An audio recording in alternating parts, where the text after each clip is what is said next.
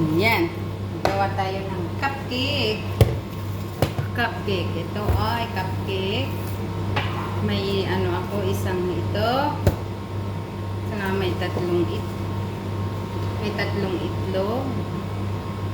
Tatlong itlog po. Tsaka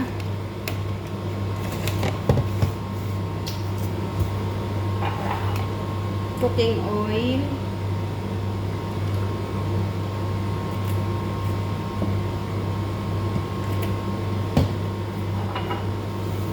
Half cup cooking oil. Tsaka hello mga guys. Ito, susubok ako dito. Mag-a-upload ako ng ano ito. Magluluto tayo ng cupcake.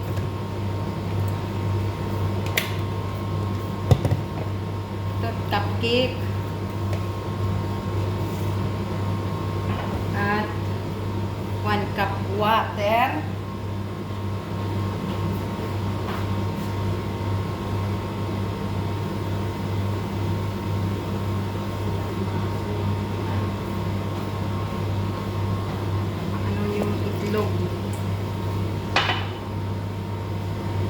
Saka tatlong itlog.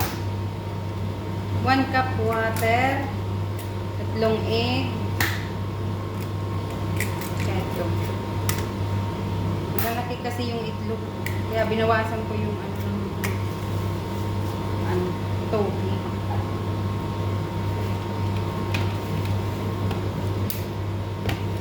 Pisahan na natin mag-bake. Bake tayo mag-bake. Pasensya na po at ako'y hindi perfect magawa. Susubok lang talaga para susubok lang lahat ng subukan. Lahat na sinusubukan ko para sa pamilya. At saka para sa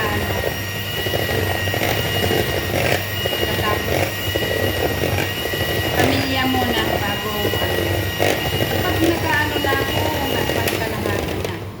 Makatulong. Pangarap ko rin makatulong sa iba kapag ako'y nakaano. Pero una sa lahat, unahin ko muna ang aking pamilya kasi hirap na rin po ako. Pagod na din.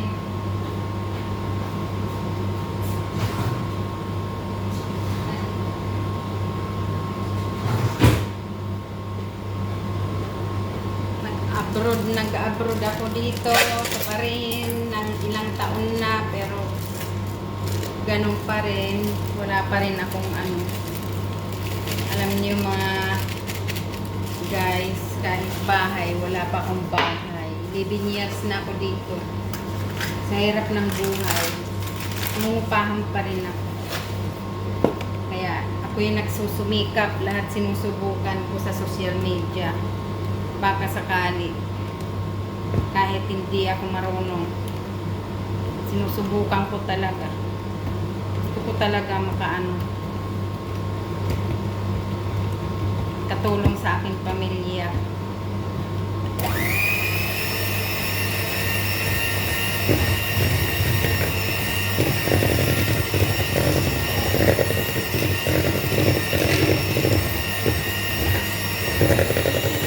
Tsaga-tsaga lang. Kasi kasabihan niya po kapag may tsaga, hindi laga. Kaya love shout out sa mga sana po magustuhan nyo yung aking mga video, mapanood nyo.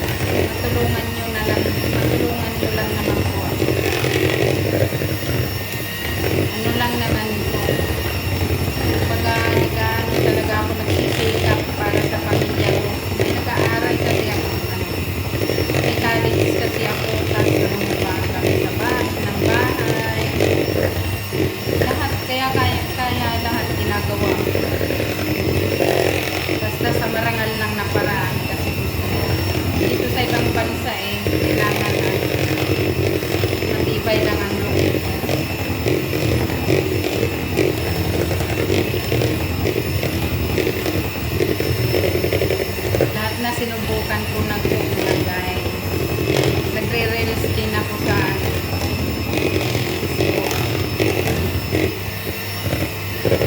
magawa talaga ako ng paraan para makadagdag income para sa aking pamilya. Maiahon ko sila sa pira. Lalo na yung nanay at tatay ko. Kasi matandaan na sila. Nanay at tatay ko yung matanda na. Gusto ko rin sila matulungan kahit sa gamot.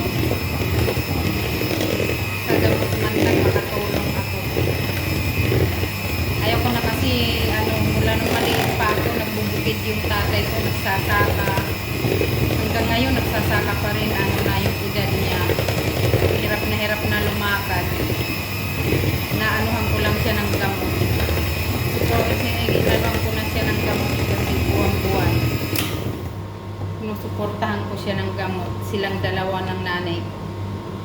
Naanuhan ko sila ng gamot kasi gusto ko pang makasama sila ng matagal.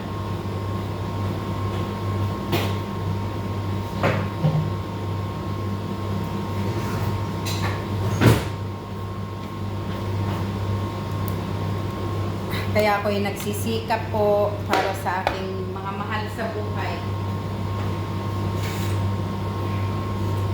Para sa aking nanay at tatay, lalo na sa aking pamilya. Kasi ako lang naman ang mula nung maliit pa ako. Lagi akong natulong sa nanay ko kahit nung dalaga. Parang hindi ako nagdalaga kasi. Nagpakatulong na ako ng maaga pa. 12 years old pa lang, 13 years old. Nagpakatulong na ako. Katulong na ako hanggang ngayon. Magsi-654 na ako. Gaano pa rin, katulong pa rin ang labas. Pero sige lang. Go lang ng go hanggang kaya ko.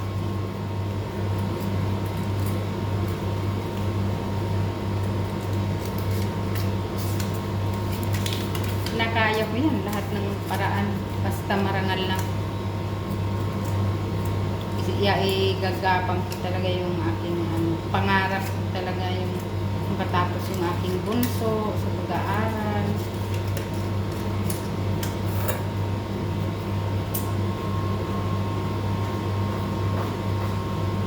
Hindi ako titigil sa mga pangarap. Alam niyo mga guys, nag-aano din ako sa Facebook, nagre-reels din ako. Nagsusubok talaga ako sa lahat. Hindi talaga ako susuko hanggang di ko makakamit ang aking mga pangarap. Gusto ko talaga kung matulungan ko yung aking nanay at ang aking tatay. Lalo na ang aking pamilya. Kasi may mga anak din ako. Aking mga anak 5. Anim na yung apo ko, kuya.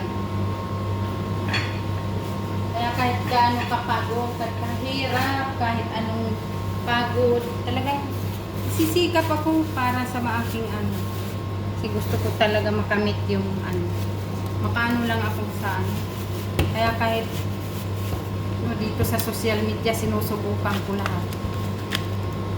Susubok talaga ako. Hindi ako nahihiya, bahala na.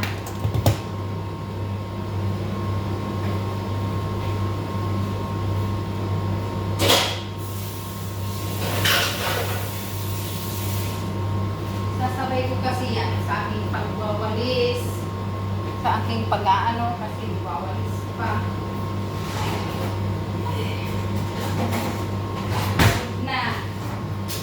Nagsasalita na pagod na, pero hindi susuko kahit pagod. Yan.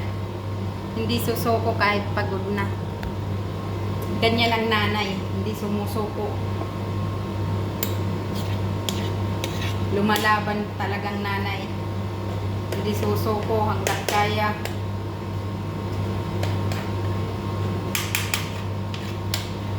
Ako kahit wala akong gaanong nalalaman sa pagdating sa mga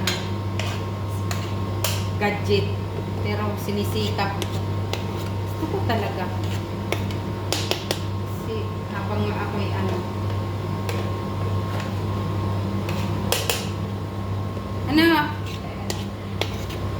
nagsasabay na yung paggagawa sa paglilinis.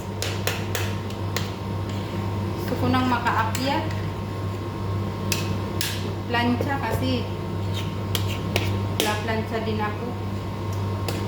Hirap kasi may mga pasok yung mga alaga ko. Kaya kailangan ko rin kumilos. Ras-ras ang talagang pag nagtrabaho ako, walang pahinga-pahinga hanggang matapos. Pahinga ko lang talaga dito, pag upo ko lang talaga pagkain. Tapos kumain, ito na naman, trabaho na naman. Wala pagising, alas 5 yan. Halos di na ako makapaghilamos. Di lang. Kasi maghahatid ng mga estudyante.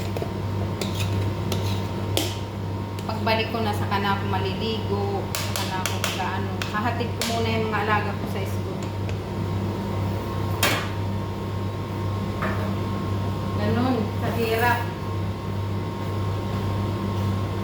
Ganun ang aking serbisyo dito sa ibang bansa. Sa loob ng ilang taon na. 11 years na dito sa bahay na ito. Dito na ako tumanda sa bahay na ito. Tumanda na ako dito. Dito na sa bahay na ito. Dito na ako tumanda. Nakasisikap magtrabaho. Sikap-sikap lang. Kasi nga daw pag kailangan magsikap din. May tiyaga lang. Pag wala kang tiyaga, wala. Nga. Kailangan may tiyaga para may nilaga pagdating ng panahon. Kaya ako kahit sinusubukan ko lahat ng sa social media nagsusubok na ako kasi gusto ko rin talaga kumita. Nagre-reels ako, kung ano lang. Kasi mag-video lang ako. Sinusubukan ko lang. Subok lang. Wala naman mawawala. Wala naman bawal. Malay mo, dumating ang panahon pala mag-success yung aking mga pangarap. Tama, katapos ko lang maghugas na naman. Yan ang trabaho ko dito. Nagpunas na ako dito. Ito na naman. Punas na naman ulit.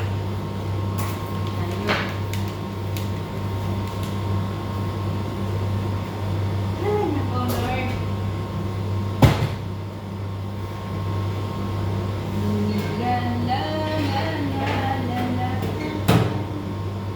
Lakasan ko na matapos agad. Nakapagod na kaya ay mag-aano pa ako. Akyat ko, andun yung mga alaga ko, nag-aantay. Sabihin na naman, anong kakainin namin?